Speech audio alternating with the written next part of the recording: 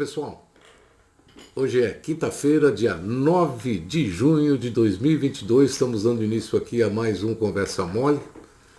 E hoje nós vamos trazer um papo aqui já um pouco diferente, né? Nós vamos pensar um pouquinho sobre governadores. Nós vamos bater um papo aí sobre candidatos a governador e também sobre o critério, né, que o Ministério Público ele tem para definir ou não se o cara tem residência no estado, na cidade, no lugar aonde ele vai se candidatar, né? Mas antes disso, roda a vinheta.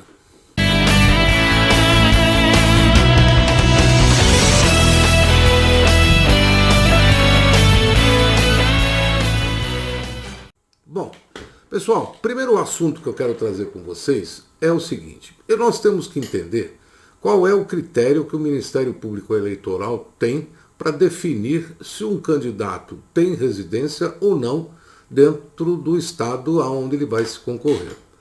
Eu estou trazendo esse assunto porque veja o caso do Sérgio Moro. O Sérgio Moro ele foi impedido de se eleger, né, por São Paulo porque ele tinha como domicílio eleitoral um hotel, que ele classificou lá como um hub. Tudo bem, né? Aí eu faço uma outra indagação ao Ministério Público Eleitoral. Qual é o endereço do Eduardo Bolsonaro em São Paulo para ele ser candidato a deputado federal pelo estado de São Paulo? Essa é uma pergunta que eu faço, aliás, não é de hoje, eu venho fazendo há anos. Aliás, faço para ele nas redes sociais dele e, obviamente, não me responde, né? Porque é outro cara também que não conhece absolutamente nada da cidade de São Paulo. E agora, eu estou pegando aqui, trazendo para vocês uns pedaços, uns cortes, né, do nosso Caras da Ilha, no episódio 29, que foi feito na quarta-feira passada, onde o Marcelo brilhantemente apresentou os dados do Ministério da Infraestrutura e do DENIT, que faz parte do Ministério da Infraestrutura. Eu vou deixar o card afixado aqui, né, para vocês acompanharem desse programa do episódio 029 da parte de economia, onde o Marcelo aponta os números. Eu vou na sequência aqui também fazer uns cortes aí desse programa. Ali ele trouxe claramente os números, né, da gestão do Tarcísio, desse cara que quer ser candidato a governador de São Paulo, que, aliás, deu como endereço, né, a casa de parentes dele, que mora em São José dos Campos. Quer dizer, ele não tem domicílio na cidade de São Paulo. Ele é um carioca que mora em Brasília e vem se candidatar a governador de São Paulo. Aí eu vou deixar os meus amigos refletirem um pouco, né? Se o cara já começa enganando por aí, você imagina o resto. E o resto está claramente indicado aqui nos números do Marcelo. Marcelo foi muito brilhante, muito pontual, né? E a gente fez aqui um trabalho, ele fez um trabalho magnífico apontando os investimentos que houveram nessa pasta de infraestrutura, em especial na área de transporte, do DENIT, né? Como ele gosta de apregoar. Então vejam vocês, eu vou deixar o vídeo restante aqui para a gente... Inevitavelmente, o caminho do nosso desenvolvimento econômico passa pelos investimentos em infraestrutura. Nós vamos deixar de lado os investimentos do governo e vamos olhar para a infraestrutura propriamente dita. É inegável que entre todos os setores da infraestrutura, as rodovias têm um peso relevante na nossa economia. Está aí o drama do preço dos combustíveis, principalmente o óleo diesel, que não nos deixa mentir, hein? A malha rodoviária federal do Brasil possui atualmente extensão total de quase 76 mil quilômetros, dos quase 66 mil são pavimentadas e 10 mil de vias não pavimentadas. Mesmo sendo um modal importante, e ao contrário do que pode parecer, nós temos uma baixa densidade de rodovias quando comparadas com países desenvolvidos com a realidade. O DENIT ele é gestão, que é de 2021, no último relatório de gestão, que é de 2021, do Departamento Nacional de Infraestrutura e Transporte, o DENIT, aquele do boné do Tarcísio. que é responsável pela manutenção, ampliação, construção, fiscalização e elaboração de estudos técnicos relacionados aos modais rodoviário, ferroviário e hidroviário. O DENIT ele é uma autarquia federal vinculada ao Ministério da Infraestrutura do ex-ministro e flamenguista de coração, Tarcísio de Freitas, que apesar de carioca e morar há muitos anos em Brasília, é candidato do Bolsonaro ao governo do estado de São Paulo. Então, vocês vejam aqui pelos números que o Marcelo apresentou no nosso episódio 29. Contrário a tudo aquilo que se divulga nas masmorras dos WhatsApps e dos Telegrams, né? O desempenho dessa pasta é pífio, gente. É ridículo, tá certo? E ele se vende como um grande tocador de obras. Eu não sei. Então, tem alguma coisa estranha como tudo isso que acontece dentro do governo Bolsonaro.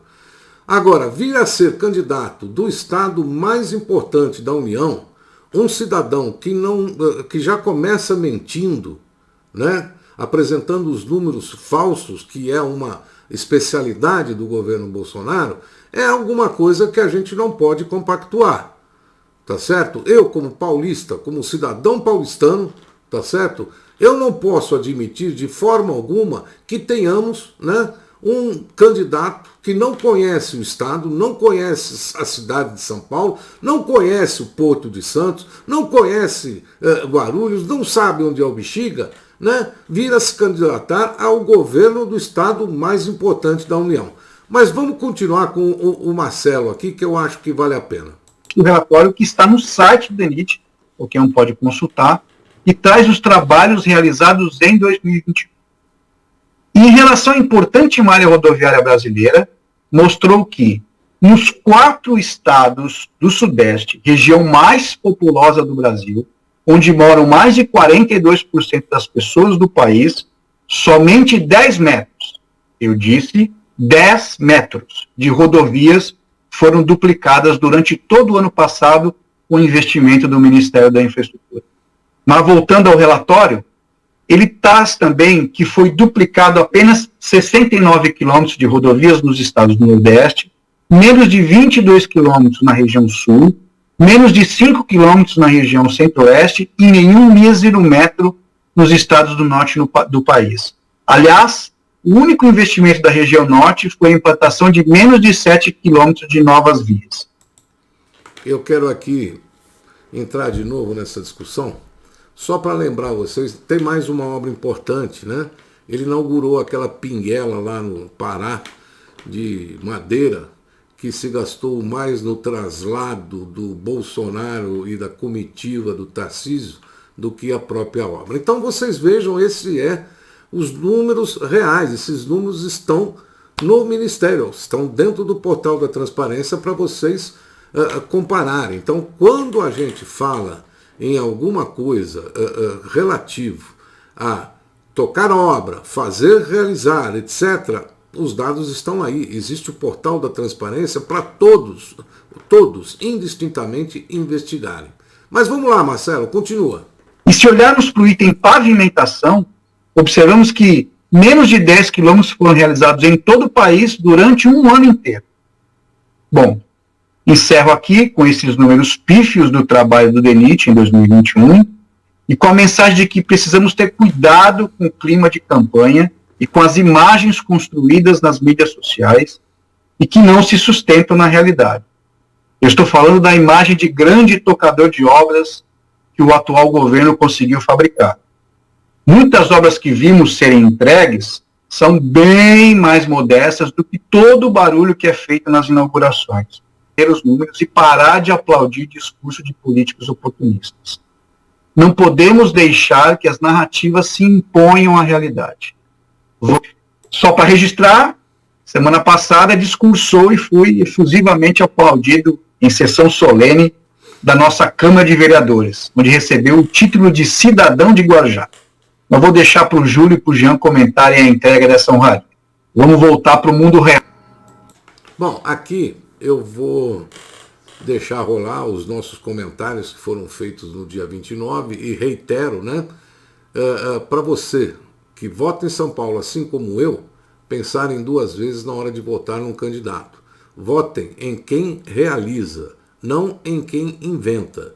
Porque os dados que estão colocados aqui são irrefutáveis, né? E esse negócio de receber título de cidadão honorário de cidades é o fim da picada, ainda mais dentro do Guarujá. Vou deixar o comentário do Júlio e o meu a respeito. Estou lembrando aqui de um outro carioca que foi prefeito de São Paulo. Lembra aquele que o Maluf falou assim: se ele não for um bom prefeito, nunca mais vote em mim, né? Nada contra os cariocas. É o Pita. Nada contra os cariocas, que eu também sou carioca, mas não tenho essas pretensões, né? Mas seria bom, né? Se o Bolsonaro falasse isso e nunca mais ninguém votasse nele, né? Bom, mas vamos lá. Eu quero aproveitar que o Marcelo já levantou a bola aí e fazer o registro desse evento, né, que movimentou aí a nata, a creme da sociedade local, né? E contou aí com a presença de autoridades civis, militares e, como se dizia antigamente, eclesiásticas, né? Que foi a entrega do título de cidadão guarujaense ao ex-ministro aí da infraestrutura, Tarcísio de Freitas, né? Vale a gente lembrar que essa honraria é, ou deveria ser, né, concedida a personalidades que tenham realizado um trabalho relevante na cidade, né? No caso do capitão, eu desconheço qualquer trabalho dele nesse sentido, o que me autoriza a acreditar que foi só puxa-saquismo e estabugice mesmo, né? Já que ele é, como o Marcelo falou, ele é o candidato, é o pré-candidato ao governo do Estado apoiado pelo governo federal, né? A cerimônia hoje, ou melhor dizendo, o comício, vamos dizer assim, que fica mais correto, o comício ocorreu em um dos salões de eventos do Casagrande Hotel, né? E provavelmente às expensas do Legislativo Municipal, ou seja, dinheiro público, o que configuraria crime eleitoral, né? Passo para você, já.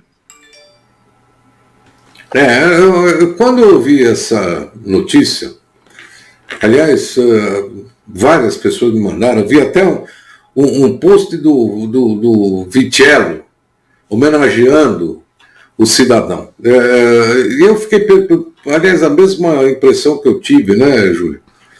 Quando você homenageia alguém como cidadão de uma cidade, é porque você prestou algum benefício a essa cidade, tá certo? Quem é Tarcísio? Quem é esse cara? Né? Primeiro, eu duvido que ele saiba onde ela é boa. Eu já falei isso aqui. Ele não tem a menor ideia onde ela é boa. Né? E vem defender ponte da Ecovias. Começa por aí. Então tem um bando de puxa-saco aí, um bando de bolsonaristas nessa cidade que não dá para entender. Não dá para Jean, o pior é que tem muitos que são amigos nossos, né?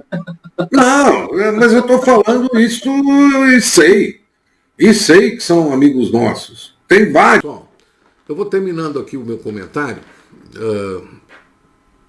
com relação ao nosso programa, a apresentação do Marcelo, que foi muito oportuno, né? Na quarta-feira passada, dia 1º, está aqui, registrado aqui, eu vou deixar o card aqui da parte economia, eu vou deixar no link a descrição, o vídeo, o programa inteiro, né, de quarta-feira, para vocês acompanharem.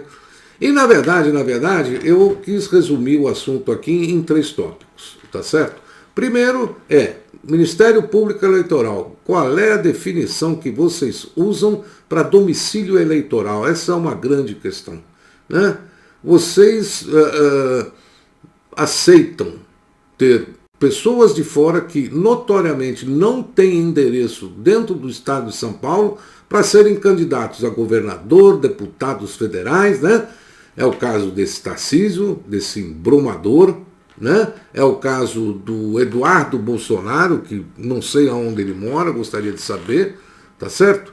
E é o caso do Sérgio Moro, que vocês negaram o registro dele em São Paulo, passando para Curitiba. Qual é o critério? Por que negaram o do Moro, né, e permitiram o do Bolsonaro e do Tarcísio?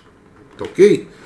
E para encerrar, gente, pensem 2 vezes na hora de votar para governador. Tá? Eu não admito, tá certo? Um forasteiro, um cara de fora, vir para cá, uma pessoa que não conhece o Estado, não conhece as necessidades de São Paulo e vir perturbar as eleições dentro do Estado de São Paulo, o Estado mais importante da União. Tá bom? A gente se vê por aí. Obrigado. Tamo juntos. Não se esqueçam, toda quarta-feira, às 19h30, tem Caras da Ilha. E nós aqui do Conversa Mole, uma vez ou outra, a gente dá uma opinião. Tá bom? Tchau, gente. A gente se vê por aí.